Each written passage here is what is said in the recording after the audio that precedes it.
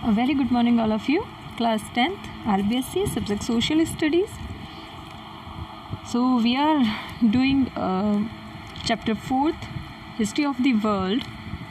हम हिस्ट्री का chapter 4th कर रहे हैं, वर्ल्ड हिस्ट्री के बारे में पढ़ रहे हैं and we already started the topic that is unification of Germany. हमने यूनिफिकेशन ऑफ जर्मनी के लिए देखो रिजल्ट्स इंडस्ट्रियल रेवोल्यूशन जो इंग्लैंड का था वो देख लिया था. अब हमारे जो मेजर टॉपिक्स हैं हम वो देख रहे हैं. एक है हमारे पास में अभी तो यूनिफिकेशन ऑफ जर्मनी, इसके बाद में देखेंगे यूनिफिकेशन ऑफ इटली.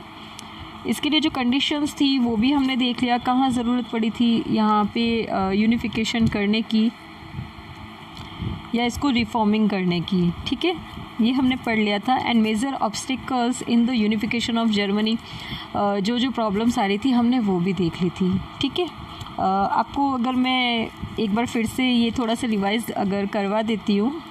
देखो दिक्कत क्या हो रही थी, दिक्कत ये हो रही थी, देखो ये जर्मनी है, इसमें बताया जा रहा है ये जो पूरा जर्मनी है ना, इस जर्मनी में 2 पार्ट्स थे. ठीक है, हम उसकी बात कर रहे हैं. यहाँ ये पूरा जो पार्ट है ये है पूरा प्रशिया. ठीक है, और यहाँ नीचे आ जाता है ऑस्ट्रिया. तो प्रशिया जो था वो जियोग्राफिकली बहुत बड़ा भी था और काफ़ी लिबरल थॉट वाला था. आपको कुछ ये वर्ड्स है इसके मतलब समझने पड़ेंगे यहाँ पे हिस्ट्री में.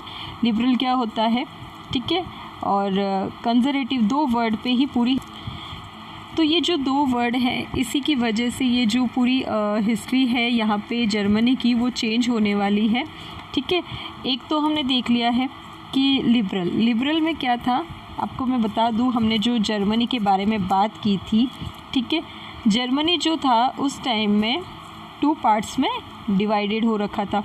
देखो सबसे पहले अगर बात करो तो ये 300 जर्मन स्टेट्स थे. ठीक है, फिर था प्रशिया एंड ऑस्ट्रिया, 2 मेजर जो स्टेट्स थे वो ये थे ऑस्ट्रिया एंड प्रशिया. बाकी जर्मनी जो था वो 300 छोटे पार्ट्स में डिवाइडेड था, जिस वजह से एक्सटर्नल जो अटैक्स होने वाले थे, आउटर अटैकर्स का खतरा भी था. Now this smaller number of German states encouraged feelings of nationalism and patriotism among these German states. अब दिक्कत ये आ रही थी कि ये जो 300 स्टेट्स हैं इनको कंट्रोल कैसे किया जाए. देखो छोटे मैंने आपको लास्ट वीडियो में स्टोरी भी बताया था कि कैसे डिवाइडेड होने वाली चीज़ों को ईज़िली कैप्चर किया जा सकता है. तो जर्मन को बहुत ज़्यादा ज़रूरत थी उस टाइम में जर्मनी को यूनिफिकेशन करने की, एक होने की. तब जाके आप देखोगे आगे चल के क्या होता है. देखो ये 300 स्टेट्स में क्या था, डिवाइडेड था. आगे चल कर के ये 300 क्या हो जाएंगे, 39 में डिवाइड हो जाएंगे. अब देखो जर्मनी जो था उसको एक होने के लिए काफ़ी ज़रूरत थी वहाँ पे लोगों को अवेयर किया जाए, लेकिन इतनी अवेयरनेस वहाँ पे नहीं हो रही थी. अच्छा, अब इसको अवेयर करने के लिए क्या किया गया, इसकी जो स्टार्टिंग की गई थी वो की गई थी किससे, यहाँ पे ये है जॉन गॉटिले फिच, जिसको हम फिच बुलाएंगे. ठीक है, इन्होंने क्या किया था, ये एक थिंकर थे और एक्चुअली इन्होंने ही सबसे पहले जो था एक प्लेटफॉर्म बना के दिया था जो लोगों को क्या कर सकता था, अवेयर कर सकता था, उनमें नेशनलिज्म और जो देशभक्ति होता है उसकी फीलिंग जो था वो ला सकता था. अच्छा, एक और रीज़न हो सकता है कि घर, सपोज़ अगर हम एक एग्जांपल ले लेते हैं घर का. अगर एक कोई घर है उसमें सारे मेंबर्स हैं लेकिन अगर किसी के आपस में नहीं बनती है और वो लड़ रहे हैं, डजंट मैटर कि वो ब्लड रिलेशंस हैं, रियल है, कज़िन है, लेकिन वो लड़ रहे हैं. देखो आज नहीं तो कल तो वो एक होंगे ही. ठीक है ना, बिकॉज ऑफ जो रियल रिलेशंस होते हैं वो कभी ब्रेक नहीं होते, कोई नहीं कर सकता, हम कुछ चाह के भी नहीं कर सकते. ठीक है ना, तो यही चीज़ थी वहाँ पे जर्मनी के अंदर भी. अब जर्मनी को एक करने के लिए एक डर की ज़रूरत थी. जब डर लगता है ना तो हम दुश्मन के साथ भी अपनी फ्रेंडशिप कर लेते हैं.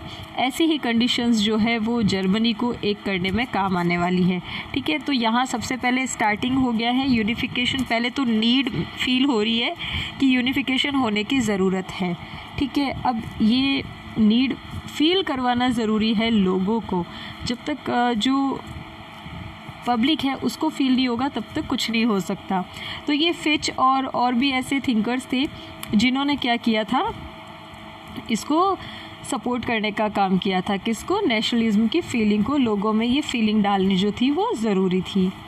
अब इसके बाद क्या होता है, ऐसा कौन सा डर है जिसकी वजह से जर्मनी एक होने के बारे में सोचेगा, या जो 300 स्टेट्स थे वो आगे चल के 39 में कन्वर्ट हो जाएंगे। वो डर था ये जो अंकल आप देख सकते हो, यही अंकल जो है वो डर था। ये अंकल है, he is Napoleon. Before the कैंपेनिंग्स of Napoleon, Germany, देखो हमने देख लिया था फ्रांस में जब पोप और ये इतना सब चल रहा था और वहाँ पे जब एनार्की जैसी आने की कंडीशन हो गई थी, तब नेपोलियन ने वहाँ पे ऑब्वियसली जब अगर कहीं पे वीक सक्सेसर होता है या कहीं पे ऐसा कोई वीक किंग है तो क्या हो जाता है, कोई ना कोई जो भी स्ट्रॉन्ग पर्सन रहेगा वो उस पर कंक्वायर कर लेगा, अपना ऑक्यूपाइड कर लेगा उसको। तो ऐसी ही कंडीशन वहाँ पे फ्रांस में थी। अब नेपोलियन के लिए कंडीशन ये भी थी कि वो देख रहा था कि जर्मनी जो है वो पूरी तरह से बिखरा हुआ है। Then this is the right time to control the Germany, वो पूरा कंट्रोल ओवर करना चाहता था। Then Germany was divided into hundreds of independent states. अच्छा, जो स्टेट्स थे वो सारे इंडिपेंडेंट भी थे। इंडिपेंडेंट का मीनिंग क्या हुआ, जैसे आज डिवाइड तो सारी कंट्रीज़ होती है, स्टेट्स तो सब में होते हैं, अब एक कंट्री स्टेट्स में तो डिवाइड होगी, लेकिन यहाँ पे इंडिपेंडेंट डिवाइड होना आ रहा है। इसका इंडिपेंडेंट मतलब उन पे किसी दूसरे स्टेट का कोई रूल नहीं चलेगा, अपने स्टेट के जो डिसीजंस होंगे वो खुद लेंगे ये लोग। तो बहुत इजी था इनको ऑक्यूपाइड करना।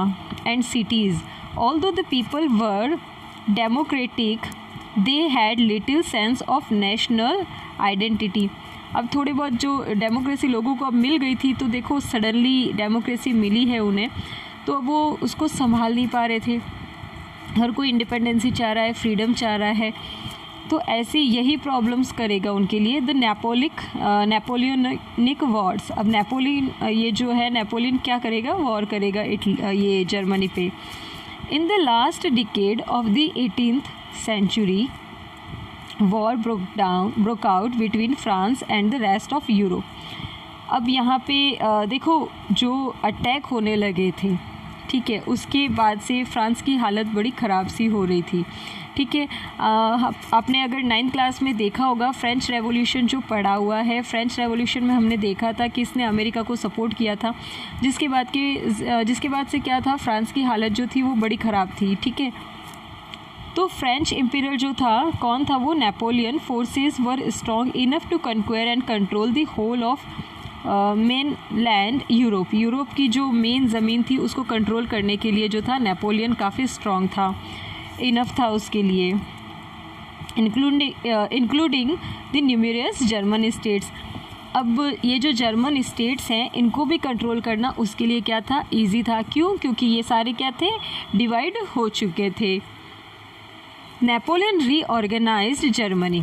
लेकिन देखो 300 स्टेट्स हैं, कंट्रोल करना ओके, मतलब आप उसको जीत रहे हो वो इजी पड़ेगा, लेकिन जीत कर मेंटेन करना ये मुश्किल होता है, गवर्निंग करना ये भी मुश्किल होता है, पूरा कंट्रोल करना।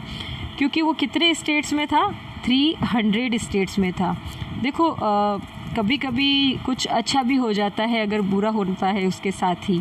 ठीक है, तो यहाँ पे अच्छा क्या हो रहा है जर्मनी में, यहाँ तो दुश्मन है फ्रांस और वो अटैक करके जीत चुका है जर्मनी को, सारे स्टेट्स हैं छोटे छोटे उनको हासिल कर चुका है, और जो प्रशिया और ऑस्ट्रिया है उन पे ऑलरेडी नज़र है, इंग्लैंड और अमेरिका और फ्रांस की खुद की।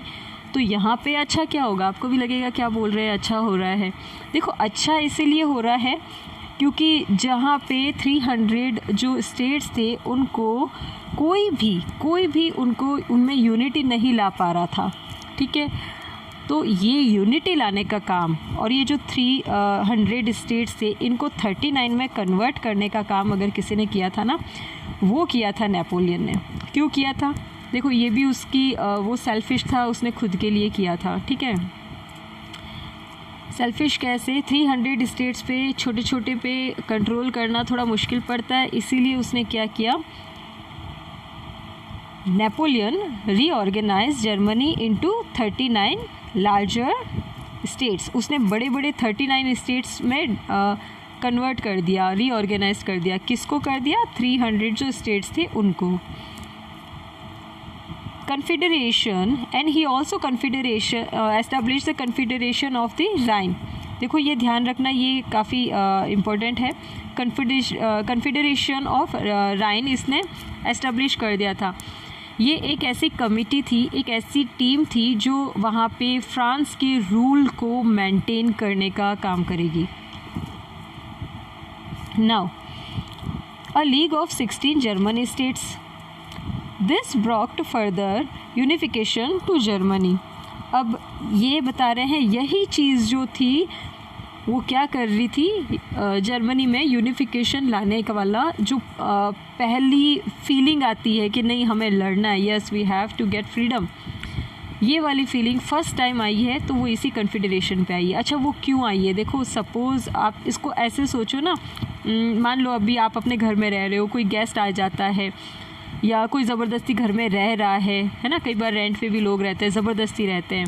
आप मान लीजिए वो रह रहा है, आप कुछ नहीं कर पा रहे हैं, आप वीक हो जाते हैं, लेकिन अगर वो अपने दूसरे मेंबर्स को ला रहा है, फिर वो अपना कल्चर और ट्रेडिशन जो भी है उसका, वो भी आपको यहाँ लाके आपको डोमिनेट कर रहा है उन चीज़ों के लिए, that you have to follow, you have to accept that. ऐसी कंडीशन में आप क्या करेंगे?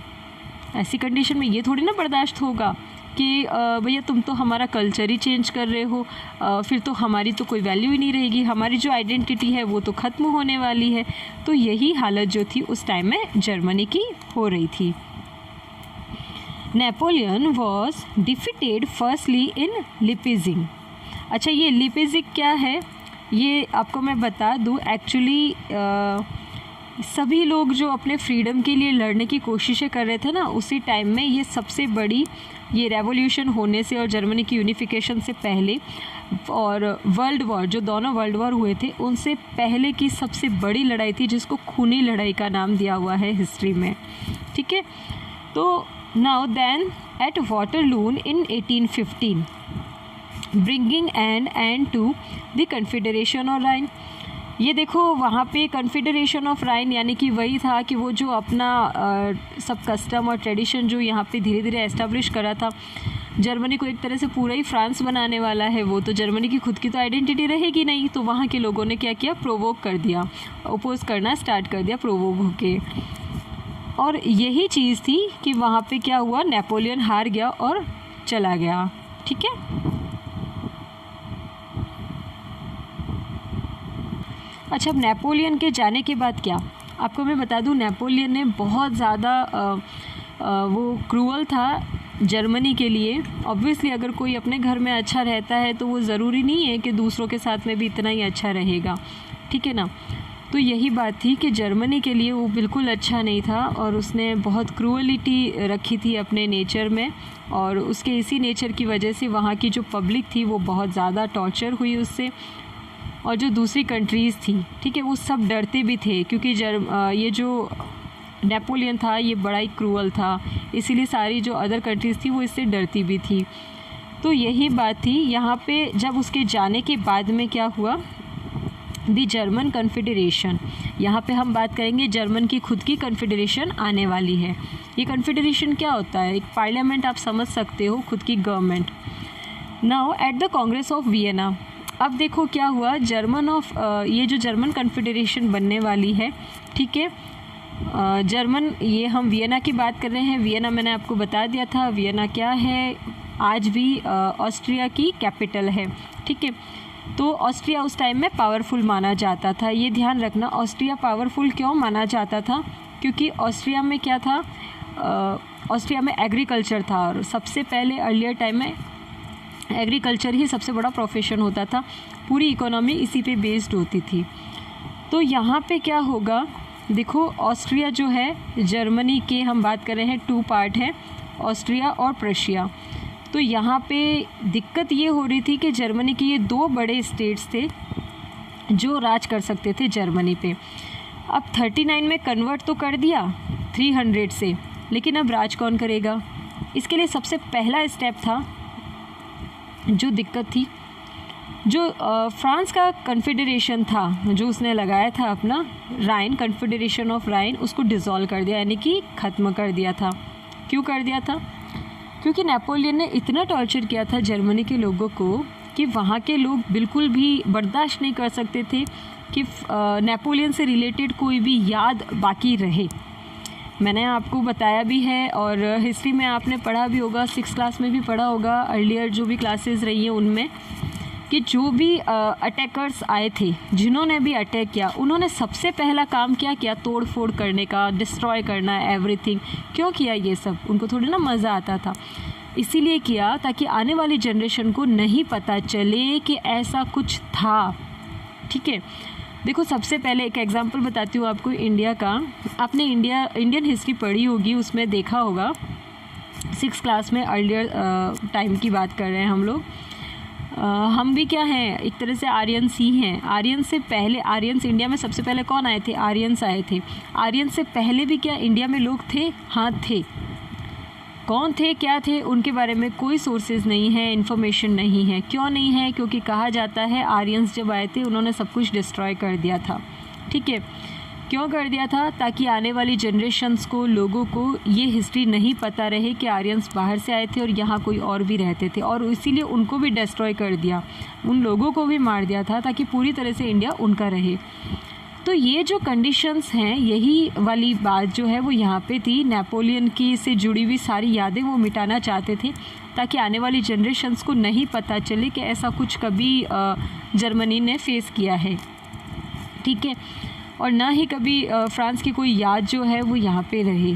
इसीलिए क्या हुआ, वो जो कन्फेडरेशन उसने बनाई थी कमेटी, वो डिसॉल्व कर दी, ख़त्म कर दी, क्योंकि वो उसकी सारी यादें जो थे एरेडिकेट करना चाहते थे। And the German states now formed. अब जर्मनी ने क्या किया था, अपने सारे स्टेट्स ने मिला के खुद का एक जर्मन कन्फेडरेशन बनाया था। ठीक है, ऑल्सो नोन एज बंड। इसको हम लोग बंड कह रहे हैं, लेकिन इसको जर्मन लैंग्वेज में बुंड कहा जाता है। Now it aimed to protect its members and give them a stronger voice in Europe. Europe में अपनी एक अलग पहचान बनानी है जर्मनी की, ये रिस्पॉन्सिबिलिटी जो थी इस कमेटी की थी। इट हैड अ डाइट, यानी कि पार्लियामेंट था इसका खुद का, एक तरह से ये क्या था, इसको एक अथॉरिटी दी हुई थी। पार्लियामेंट होता है ना, सब जगह होता है, अपर हाउस, लोअर हाउस, ठीक है, वैसे ही। But it did not achieve much as decisions had to be unanimous. लेकिन ऐसा ज़रूरी नहीं है कि जितना एम लेके ये लोग आए हैं उतने ही पूरे होंगे। ठीक है, now it is enough for today and we will continue in the next video.